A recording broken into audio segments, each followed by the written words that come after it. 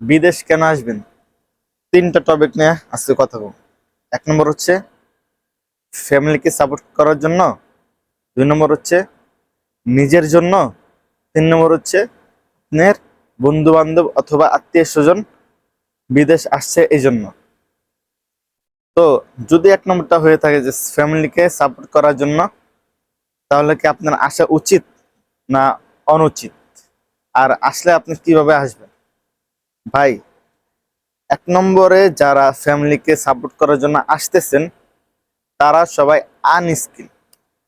Unskilled যারা আসতেছেন ভাই, তাদেরকে অনেক স্ট্রাগল করতে হবে, অনেক কিছু করতে হবে, অনেক কিছু শুনতে হবে। আর দুই নম্বর, যারা নিজেদের জন্য আইতেছেন তারা হচ্ছে কি আপনার 2-1 বছর বিদেশ করব, দেন আপনার টাকা পয়সা জমিয়ে ইউরোপ চলে যাব, নয়তো ইউরোপ চলে যাব, না হলে দেশে এসে ব্যবসা বাণিজ্য করব।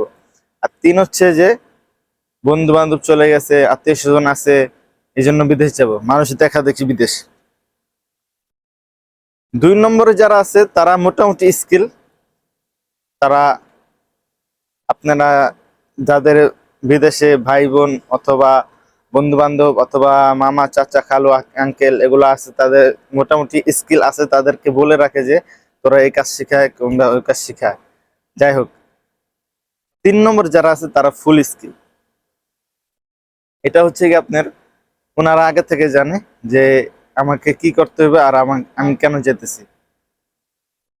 এই কথা বলার কারণ হচ্ছে ভাই, বিদেশের এখন যে পরিস্থিতি, আপনাকে ভাই স্কিল শিখতেই হবে, আপনাকে স্কিলের উপরে জোর দিতে হবে ভাই। যদি আপনি আসেন, যে এখন দেখা যাবে যে বাংলাদেশ থেকে যারাই আসে বেশিরভাগ পোলাপান হচ্ছে গিয়া 20, 22, 18।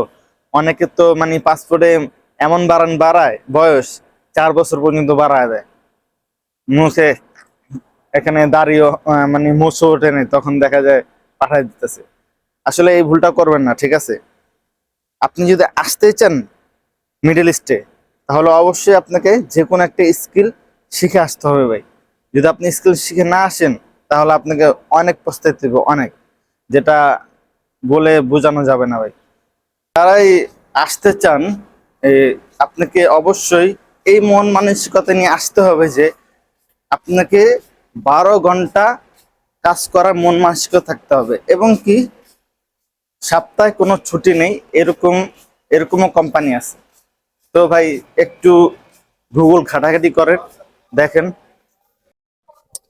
আজকে হচ্ছে গিয়ে জুম্মার দিন, জুম্মা নামাজ পড়ার জন্য যেতেছি, দেখতেছেন যে আজান হইতেছে।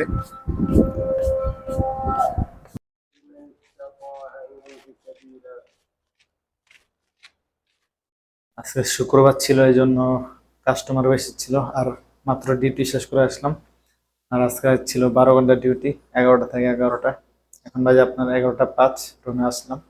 যাই হোক, সব শেষে একটা কথাই বলতে চাই, যারা বিদেশ আসতে চান অবশ্যই কোনো না কোনো কাজ আপনারা শিখে আসবেন, তাহলে আপনাদের জন্য ভালো হবে।